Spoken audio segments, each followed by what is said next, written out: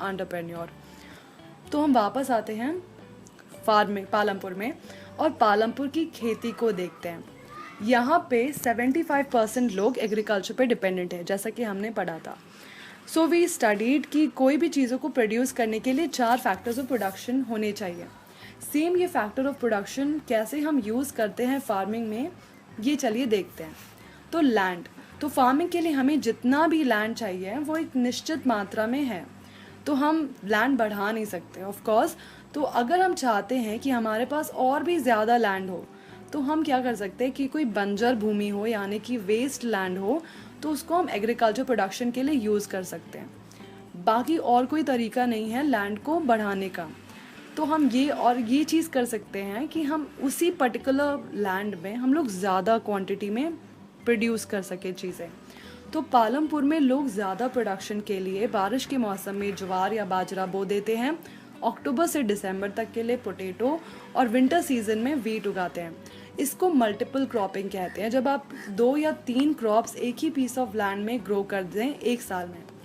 तो यहाँ पे क्या होता है, यहाँ पे इरिगेशन अच्छा है, इसीलिए यहाँ पे एक साल में 3 अलग अलग क्रॉप उगा पाते हैं किसान। और इरिगेशन इसलिए अच्छा है क्योंकि यहाँ पे सबके पास बिजली है। तो इरिगेशन और बिजली का क्या रिलेशन है, तो जब बिजली नहीं थी तो किसानों को कुएं से पानी लाना पड़ता था पेड़ों को सींचने के लिए, पर अब क्योंकि बिजली है तो किसान इलेक्ट्रिक ट्यूबवेल से ज़्यादा पेड़ों को सींच सकते हैं कम टाइम पे।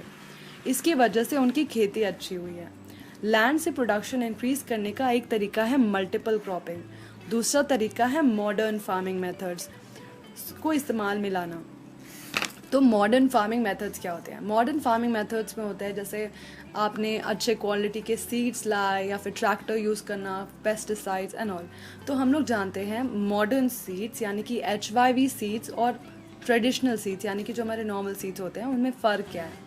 तो ट्रेडिशनल सीड्स जो थे वो 1960s तक यूज़ करते थे, और HYV सीड्स यानी कि high yielding variety of seeds हम लोगों ने ग्रीन रेवोल्यूशन जो कि 1960s के बाद का समय था, हम लोगों ने तब से HYV सीड्स यूज़ करना शुरू किया।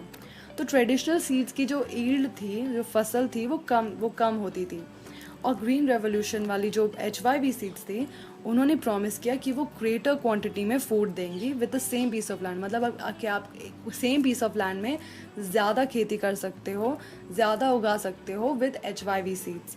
और ट्रेडिशनल सीड्स में ये था कि आपको कम इरिगेशन करना पड़ता था, पर जो ये HYV सीड्स है उसमें आपको बहुत ज़्यादा पानी यूज़ करना पड़ता है सींचने के लिए। और आपको ट्रेडिशनल सीड्स में आप काऊ डंग यानी कि गोबर या फिर नेचुरल मन्योर्स को आप फर्टिलाइज़र के यूज़ कर सकते हो, पर आपको ये जो HYV सीड्स है उसके लिए आपको बाकायदा फर्टिलाइज़र, पेस्टिसाइड्स ये सब डालने पड़ेंगे।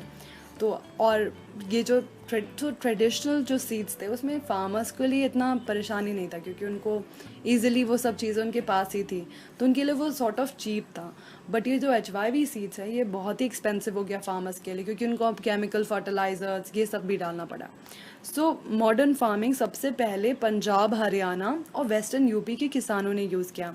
उन्होंने ट्यूबवेल्स लगाए इरिगेट करने के लिए, HYV सीड्स लिए, केमिकल फर्टिलाइजर्स सब किया।